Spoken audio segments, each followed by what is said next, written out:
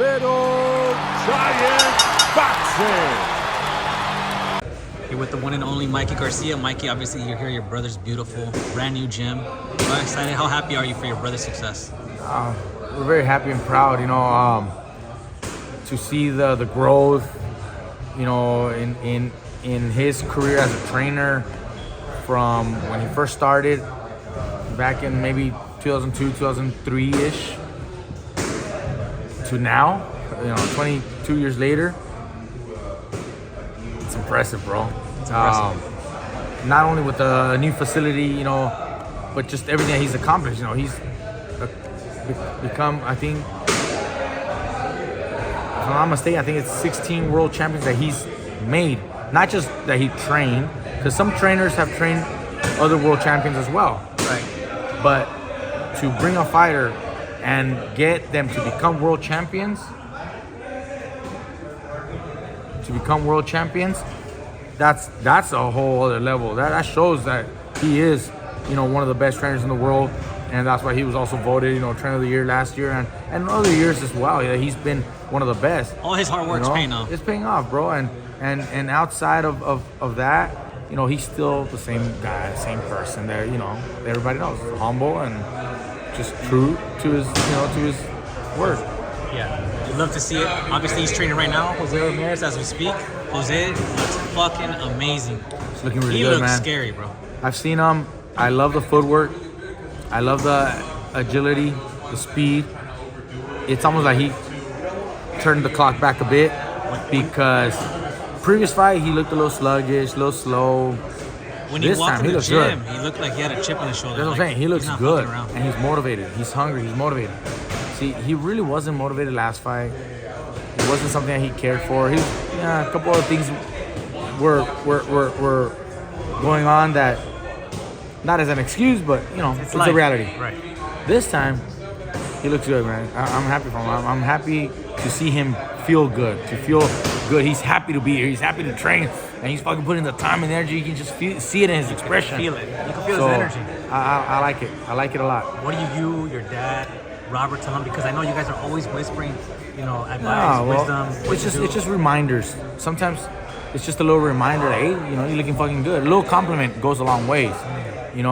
It's a reminder to himself, that he is doing well, that he's that dude. That he's that dude, exactly. And that the fight coming up is a big fight. It's a big event, big fight. It's gonna bring him right back to the top. Opens up bigger doors and big money. So we just little reminders like that. And then if we see something that we like, hey, I really like the way you're using this punch, or the way you move, or the way so it's just reminders. All right. Obviously, you love that fight. You're obviously picking Jose to win.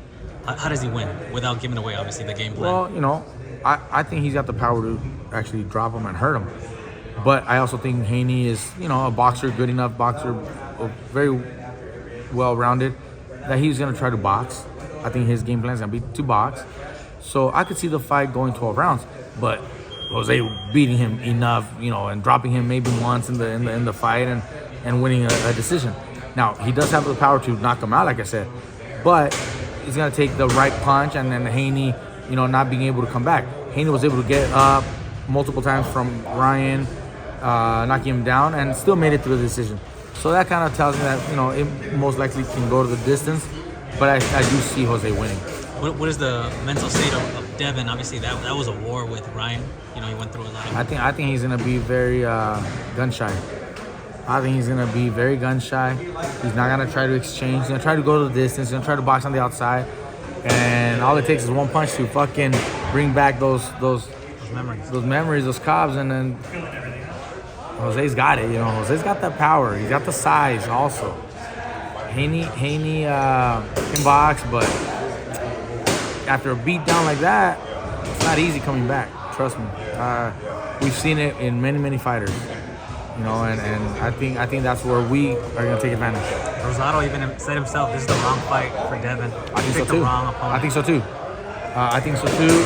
I think Devin Haney should have picked somebody else, someone that didn't hit hard, someone that didn't have the power, someone that was maybe also, on the way out, maybe, 2 or 3 losses out of his last, 4 or 5 fights. Right.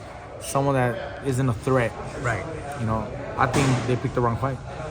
Shit, it's incredible.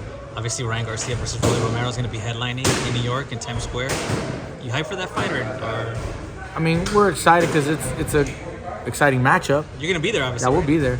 And I know Rolly's going to come to fight because he always does. I still think Ryan is going to win. I think he's going to catch him. I mean, he'll probably catch Rolly's and probably win. But Rolly's is down. He's aggressive. He's down to fight. He ain't afraid. Yeah. So I'm excited for that too. All right. Who do you got with that fight? I think Ryan. I think Ryan catches him and wins. I think he probably stops him. He can probably stop him. But for as long as the fight lasts, Rolly's is in the fight. He's always gonna be aggressive, coming forward, throwing punches and shit. So for sure. What about Teo versus Barboza? Depends on what Teo shows up. Everyone says that, even like. Because we've seen it. It's not just one time that it happened. We've seen it, 2 or 3 different occasions where the unmotivated or untrained, unprepared Teo shows up and he has an off night. But if the right Teo shows up, the fast, strong, motivated, happy, good energy, then I got Teo winning. But we'll see the first couple of rounds right away. You'll get to see it in the first round or two. Which Teo is in the ring. All right, and obviously